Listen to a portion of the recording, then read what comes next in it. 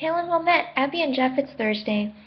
So Abby was a no-show for Tuesday, and we haven't heard an excuse from her yet, so I don't know.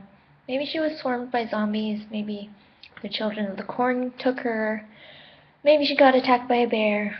Actually, when did we last hear from her? It's like a week ago. Honestly, anything can happen in a week. She was probably attacked by a bear. Jeff, you're always warning us to watch out for bears, and she probably didn't take you seriously, and now one of them's got her. But I think you're also a little at fault because you tell us to watch out for them, but you haven't told us what to do if we actually see one. So I've gone and done a little bit of investigation at those outdoor shops, places like REI. I've seen a bunch of bells labeled bear bells, and apparently these are supposed to work by announcing your presence to the bears during your hike or whatever you're doing in the woods. No judgment.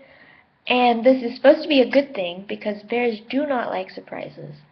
So if they hear you making a racket, they can get the hell away from you. But it seems like there's not a lot of data that shows whether this actually works. And I guess if you're not carrying a bell, because it doesn't have to be a bell, you can always announce your presence by yodeling or something. Jeff, you also sent me an article about a woman who's insanely worried about bear attacks. So apparently the best way to ward off a bear if you see one is to monologue at it, which I found hilarious. Like, just imagine, you see a bear, like, oh my god, it's a bear.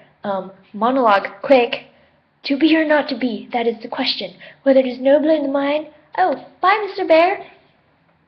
Um, yeah. And if you don't know any Hamlet off the top of your head, you can always state who you are and tell it your life story, I guess. Okay, but all joking aside, Google tells me that the best way to act in a bear encounter is to first stop what you're doing and evaluate the situation, which is, solid advice and would actually apply to anything really. Then identify yourself by speaking in a calm, appeasing tone. Interesting. Then you back away slowly and walk, don't run, keeping your eye on the bear to see how it reacts. Which, okay, makes sense, but could be a little bit problematic for people who can't walk without tripping. But anyway, now we know what to do if we see a bear.